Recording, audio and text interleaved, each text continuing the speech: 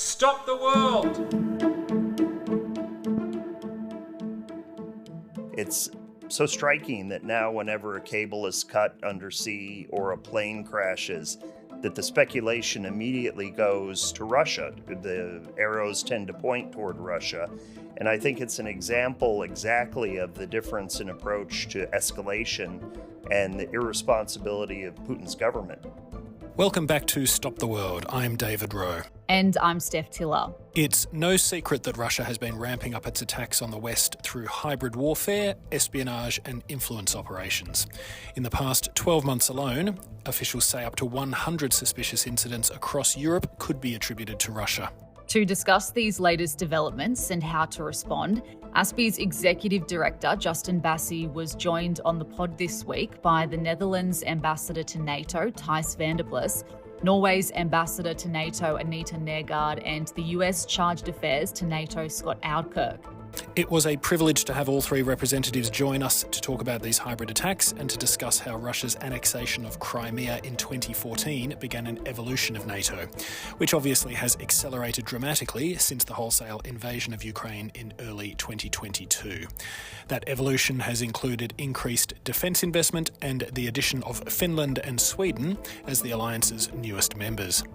The pendulum has swung back to collective defense. We have 8 battle groups at our east flank. We have 500,000 troops on high readiness. 23 nations now have a defense budget of 2% of GDP or more. So yes, we're back at collective defense, and my prediction is that is here to stay. For as long as Russia poses a threat to us, the emphasis will be on collective defense. And after recently passing the 1,000-day mark since the beginning of Russia's full-scale illegal invasion of Ukraine, we also got their thoughts on where they see the conflict headed and spoke about NATO's ties with the Indo-Pacific. It's an excellent and very timely conversation, so let's get into it.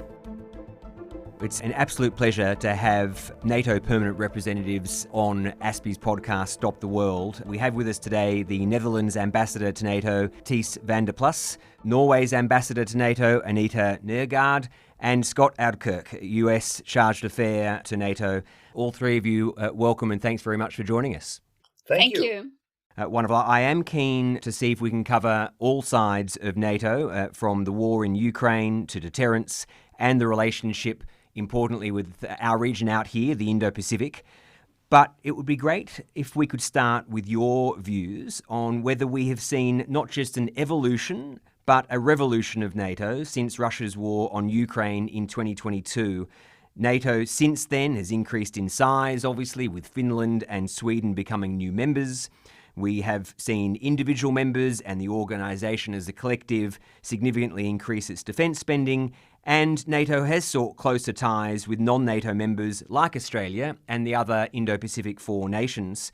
So can I ask you for your views on whether there is now a pre-Russia war NATO and a post-war NATO, and whether these changes are only temporary for the duration of the war, or whether these are now permanent fixtures? Perhaps, Thijs, I could start with you. Yes, thank you, Justin, and thank you for having us. I would say the short answer is yes. NATO has undergone a huge strategic shift. It already started in 2014 after the first invasion of Ukraine. It accelerated after the full-blown war started in February 2022. Before that period, NATO had neglected collective defense, and we were mostly about crisis management operations in far-flung, faraway theaters. Whereas now the pendulum has swung back to collective defense. We have 8 battle groups at our east flank. We have 500,000 troops on high readiness. 23 nations now have a defense budget of 2% of GDP or more. So yes, we're back at collective defense, and my prediction is that is here to stay. For as long as Russia poses a threat to us, the emphasis will be on collective defense. And what I found interesting about our visit to Australia and New Zealand is that you see a similar shift in your countries, where representatives from the armed forces and the broader security community told us in our countries too, we now realize we need to defend from our home theater, which is something that you're not used to, especially not because Australia and New Zealand always had the blessing of your geographical location. I would put maybe a look at this from a different angle as well. It's good to think back 30 years to when NATO really made an intense effort to incorporate Russia into its consultations, into its structure, really made an effort to draw Russia in. And it really sheds light on how that effort, unfortunately, didn't bear the fruit that we wanted it to bear. And that since 2014 in particular, we've had to turn back to the stance that Thijs just described. Could I also perhaps follow up on that? So I was here in 2002 when the NATO-Russia Council was established. Russia was seen as a partner or potential partner of NATO. And I think we all spent a lot of efforts and energy to try and develop that relationship, have a active and good dialogue with Russia, and ensure that we could together work on improving security for all. So it absolutely was a big shift in 2014 when Russia first invaded Ukraine and annexed Crimea.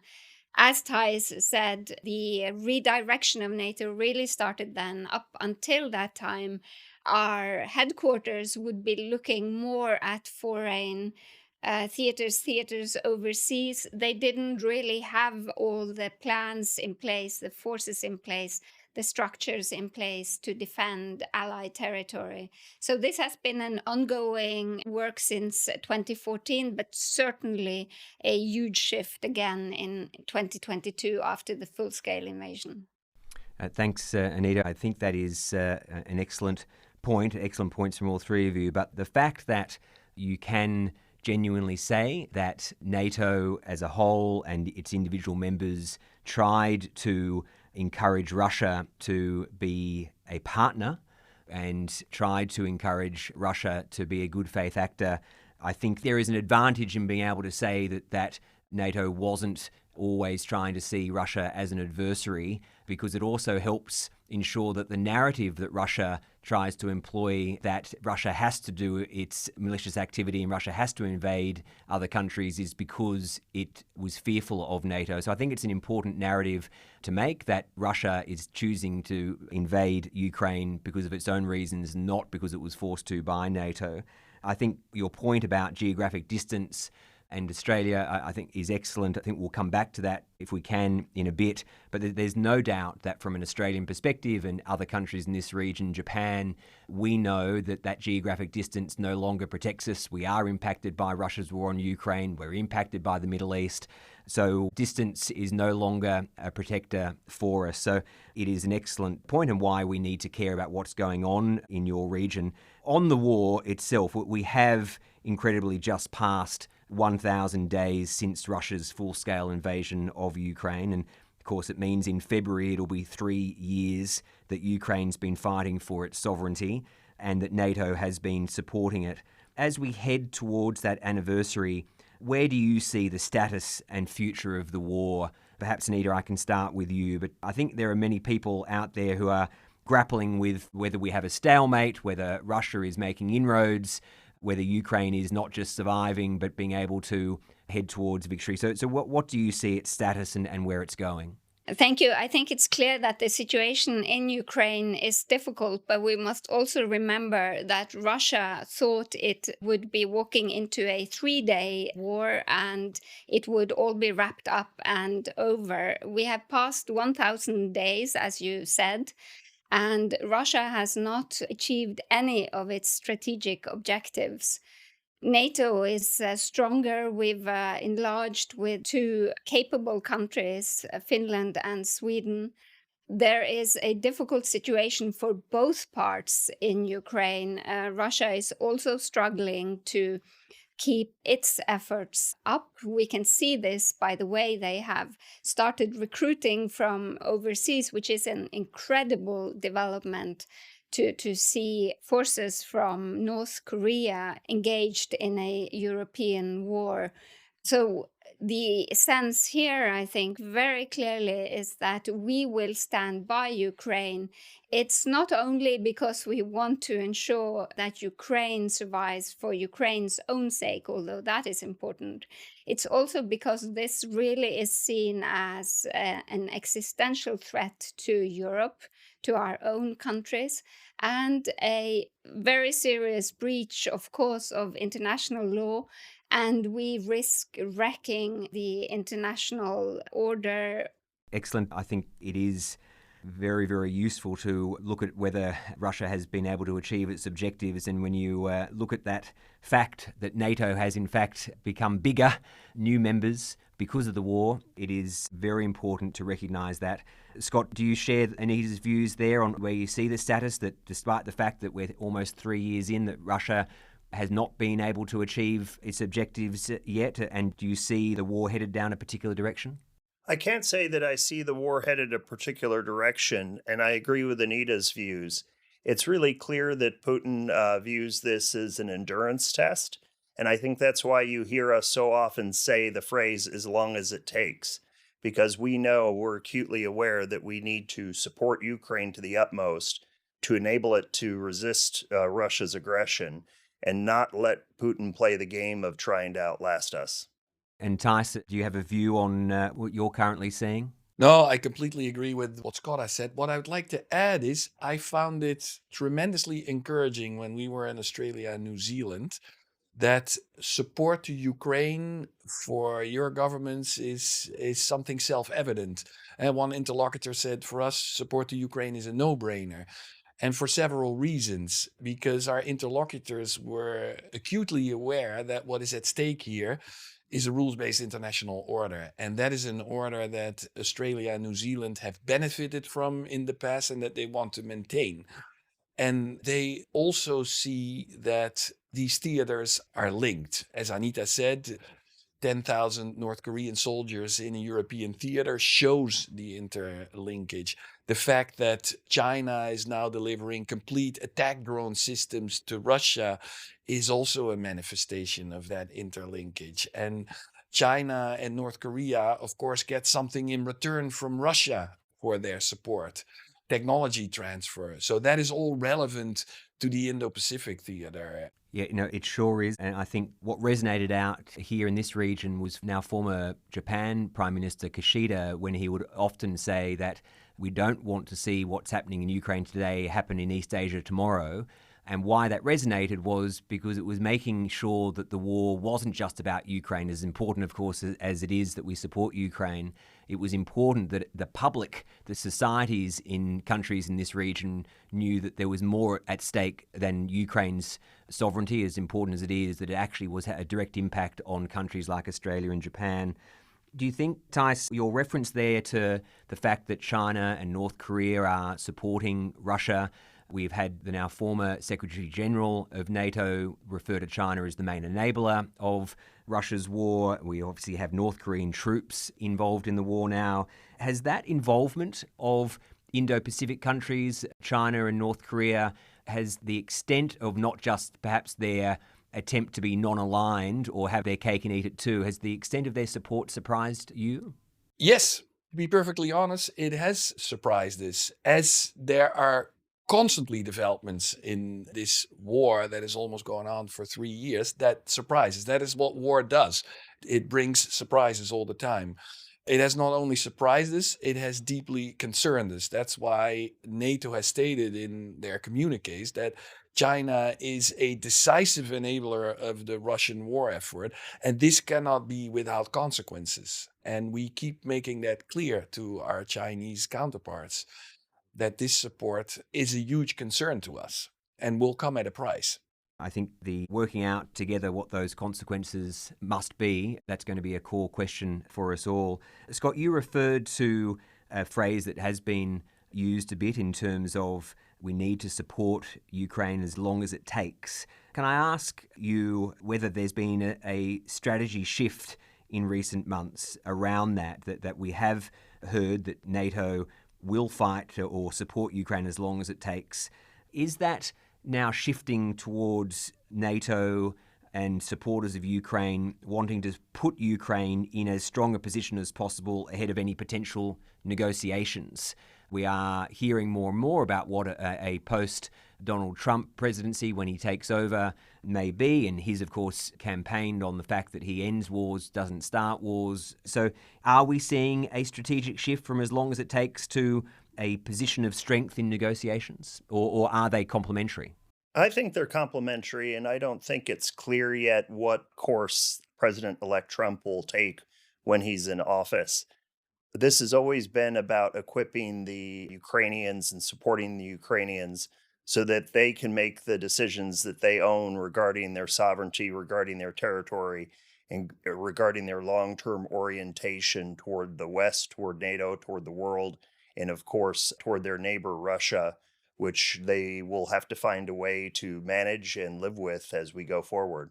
And as part of that complementarity, are you able to talk at all about the recent decision that we saw, firstly from President Biden and then others authorizing Ukraine to strike Russia with long-range US missiles? Is that, again, just an evolution as the war has gone on? Or again, is that part of an attempt by President Biden and the US to put Ukraine in a position of strength for what might come in the months to come in terms of any possible negotiations? I would say it's more the latter, but in particular, it's a recognition of the escalation that we saw when North Korean troops became involved in the conflict.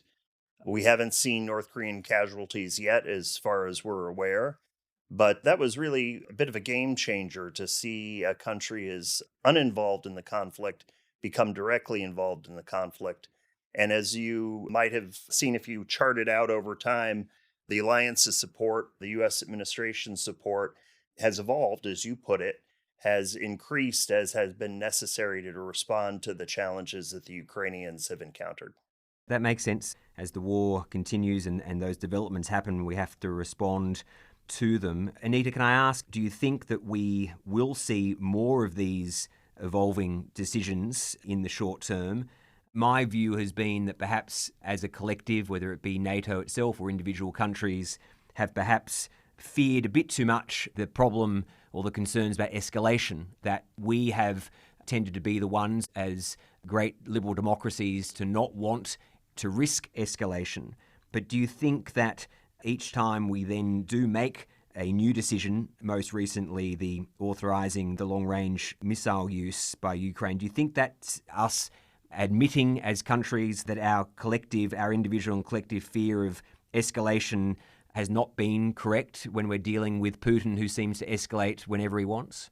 Well, I think we clearly see through the development of this war that the one who has been escalating has been Putin, has been Russia. And wherever there is seems to be a weakness on our part, we invite escalation.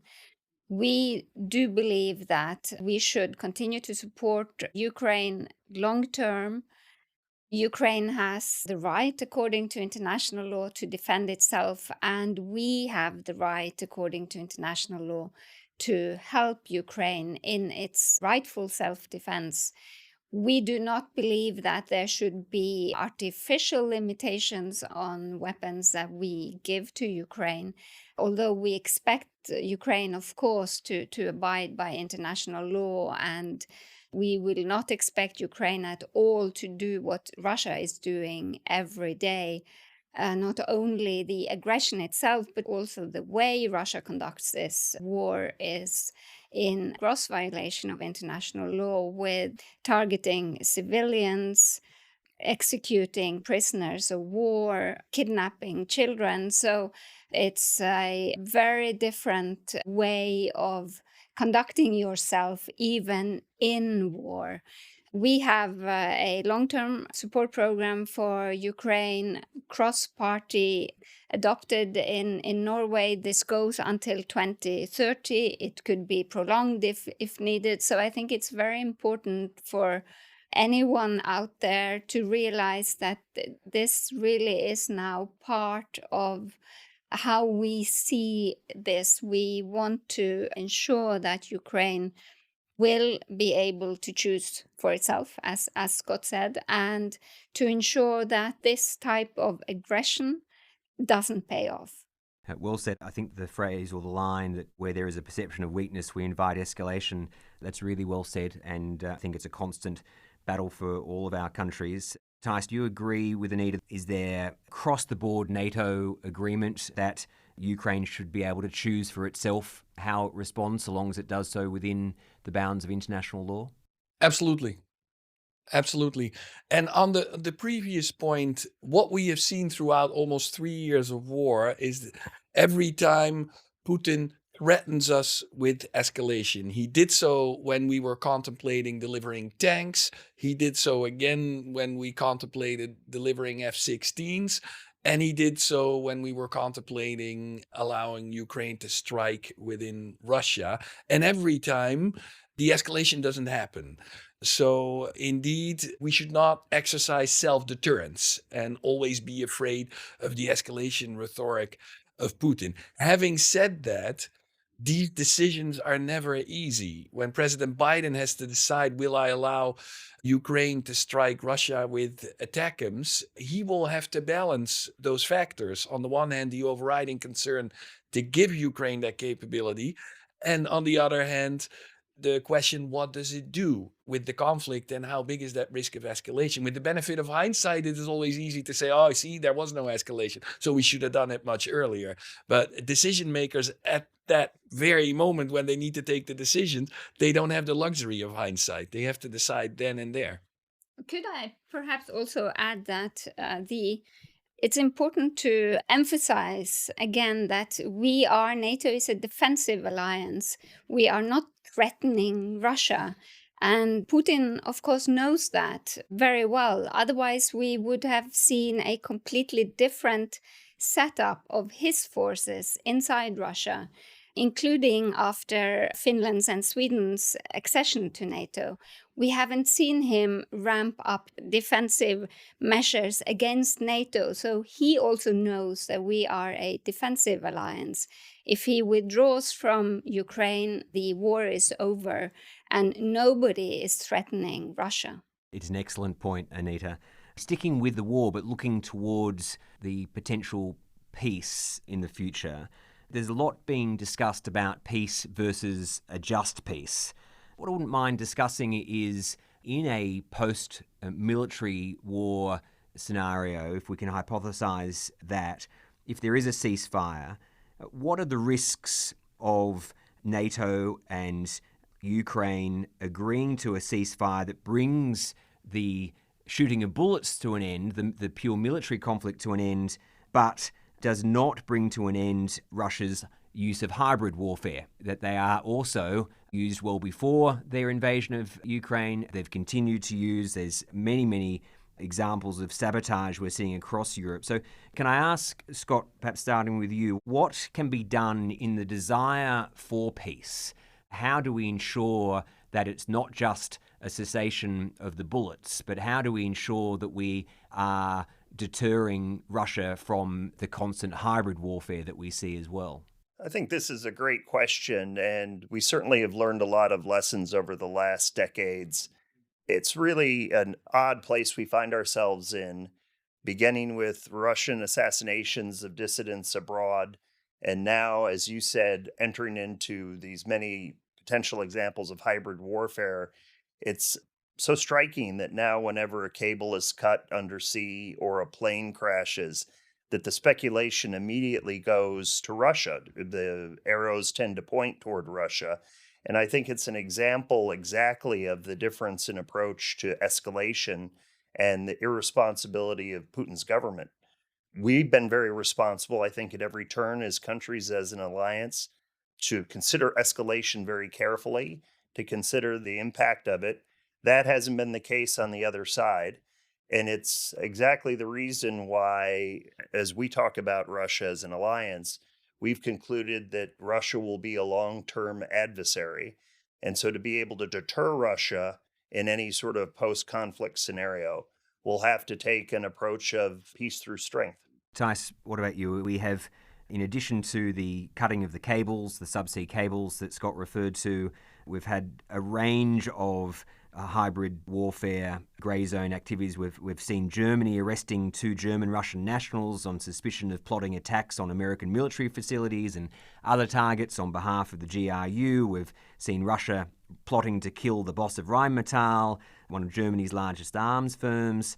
We've seen French intelligence officials saying that Russia was responsible for the appearance of coffins draped with the French flag, bearing the message French soldiers of Ukraine left at the Eiffel Tower.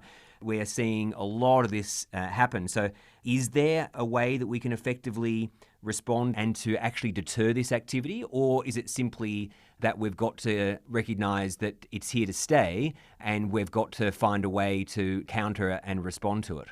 I think the harsh reality is it is here to stay because deterrence is very difficult. Deterrence below the threshold of Article 5 is not easy. So to deter countries like Russia, China, Iran, North Korea from undertaking disinformation campaigns, sabotage actions is very difficult. We need to have robust responses.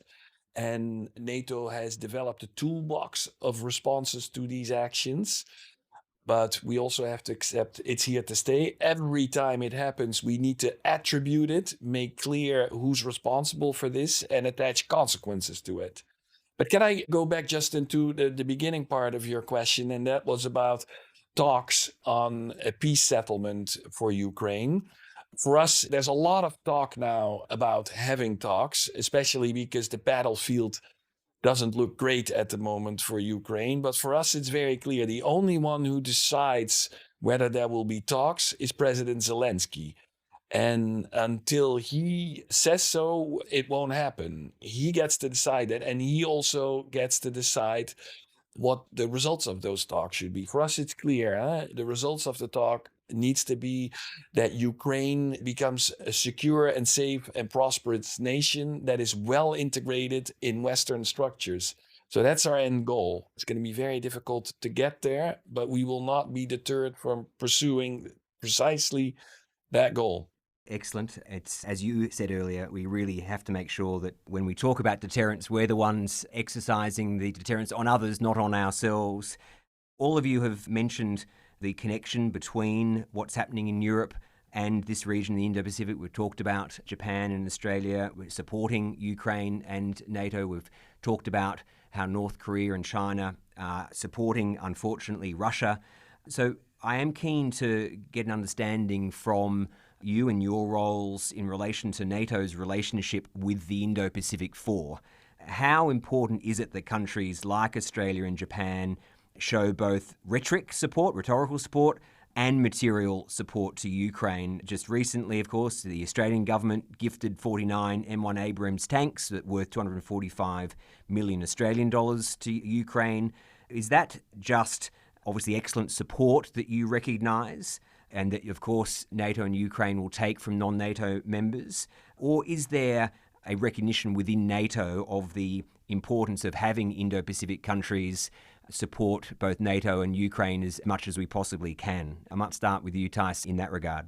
Well, Justin, it is both of huge symbolic value and of practical value, this support. It is symbolic because it shows that the countries of the Indo-Pacific, Japan, South Korea, Australia, and New Zealand are with Ukraine and with NATO allies in this fight. And we're very grateful for this support. But it is also necessary because the military stocks of NATO allies are dwindling down. We realize our defense industrial base cannot keep up with demand. So whatever we now out of our stocks deliver to Ukraine will go at the expense of our own readiness. And Australia has large stocks, especially South Korea, of course, has large stocks. And there's a discussion in Seoul going on, especially after the 10,000 North Korean soldiers showed up in the Kursk region, that if South Korea shouldn't give more active support to Ukraine. And we need all of that. So both symbolically and practically, extremely important. Great, symbolically and practically. Anita, what about you? Permanent reps of course, visited Australia very recently. What were the permanent reps looking to both tell Australia and receive from Australia? And can I ask, perhaps a bit cheekily, do you see the IP4 relationship, is there a possibility that it could become a permanent institutional mechanism? Well, Justin, I think following up also on what Thijs said, I think we clearly see that we have a shared interest with the IP4 countries and others in upholding the international system based on international law and not the type of aggression and bullying that we have seen from Russia. And of course, we have a shared interest in ensuring that the rest of the world also takes the right lessons from Ukraine. So it is important to all of us beyond Europe, well beyond Europe, that Russia doesn't succeed in this type of aggression. I think the partnership we have with Australia and the other IP4 countries is really important because, as we said when we started here, we can no longer see the security situation of our region, the Euro-Atlantic region, and your region in the Pacific as being separate. They are intertwined. Yeah. We therefore have a number of areas where we want to continue to deepen the cooperation and partnership with Australia and other countries in the region, that be in the cyber domain, on resilience, when it comes to the information space, when it comes to maritime security. So there are several areas. We look to strengthening the cooperation on industrial defense industry is another one. Robust supply chains for the defense is also important. We believe that these partnerships and the partnership structure with IP4 is among the most important that we have at the moment, and it will remain so, we believe, for a long time. I think the IP4 countries see the absolute value importance there. Scott, Anita's message there that the Indo-Pacific and Euro-Atlantic are now entwined, particularly the fact that there's now advancements in technology means that there really isn't a separation, and we all have the same challenges in cyberspace. We're all impacted by tensions and conflict in any of the theatres.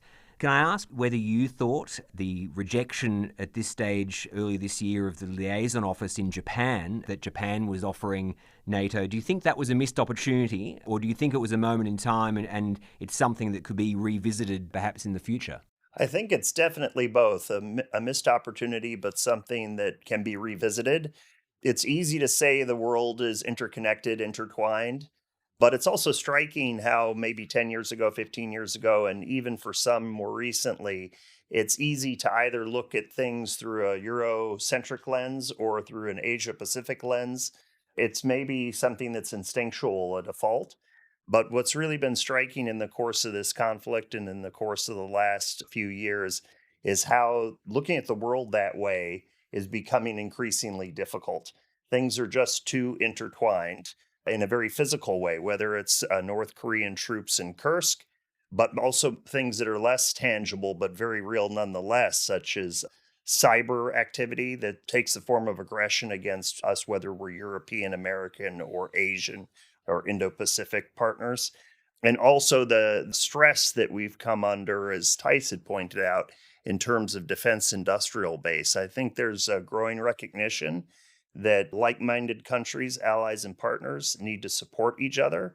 And in particular, since we all downscaled after the end of the Cold War in terms of our ability to produce the means to defend ourselves, we have to do what we can to make the most of the resources that are out there.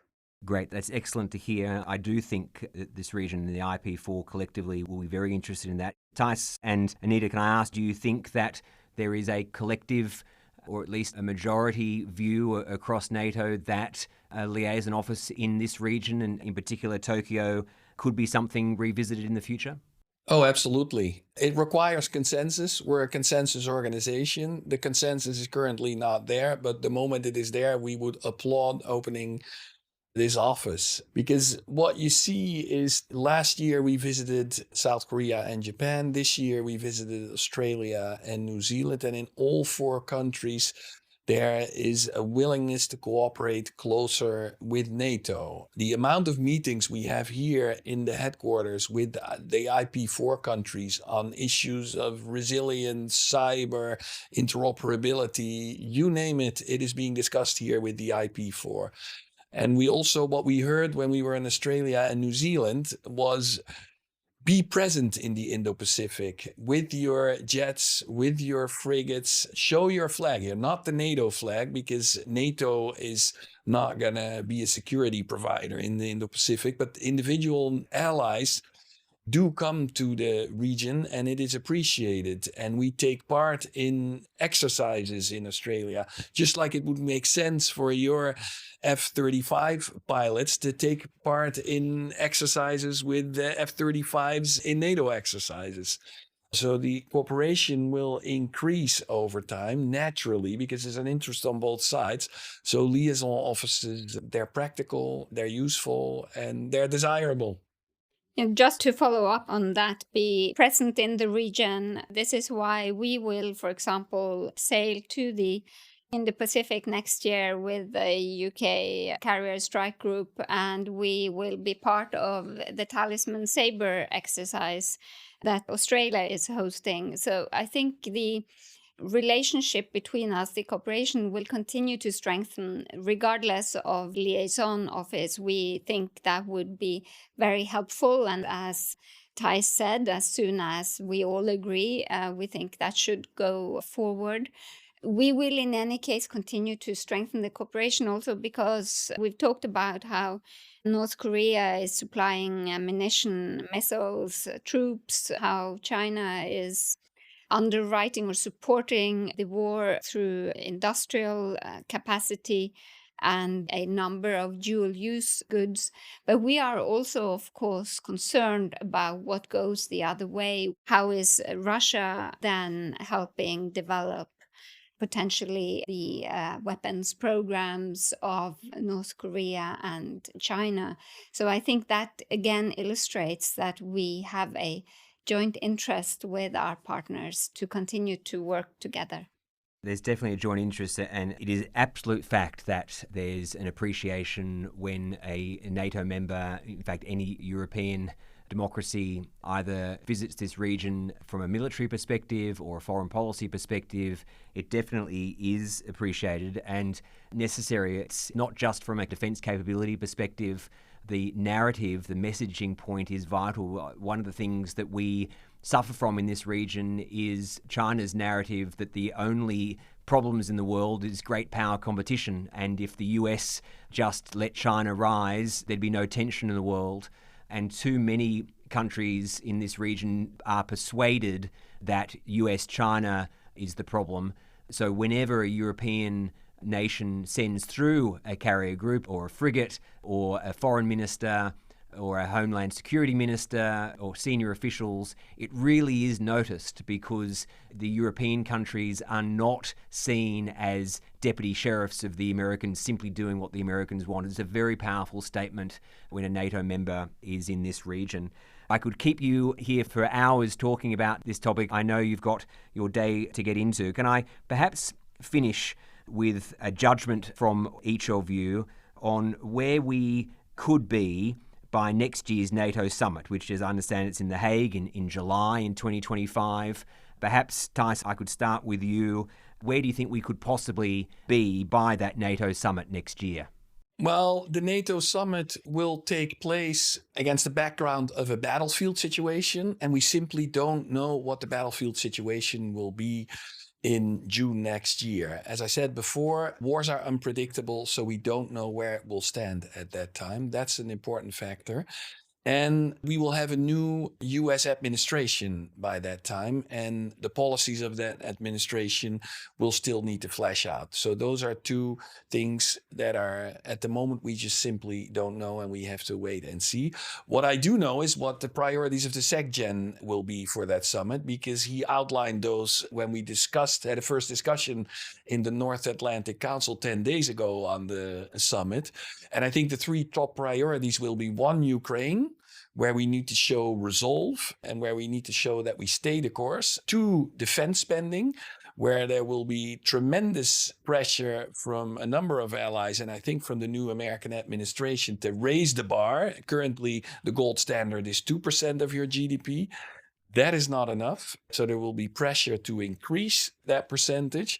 And the third priority of the SecGen will be defense industry, because we know defense industry currently cannot keep pace with the increasing demand, so it needs to get a boost. And that's European defense industry, but also transatlantic defense industry. We will be discussing other things like a strategic approach to Russia.